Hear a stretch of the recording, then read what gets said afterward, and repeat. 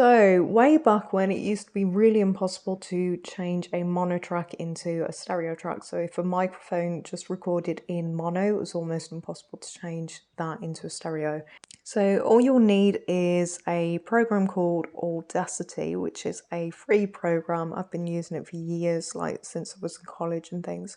So I've got the mono track, so I just drag that over into Audacity, and there it is, that's the mono track. So if you click the side of the track, Control and C to copy it, go into tracks, add new track, stereo track, and that brings up a new stereo track. If you hit the side of the stereo track, hit Control and V, paste the mono track into the 2 channels, and then you can export that as an MP3 or WAV.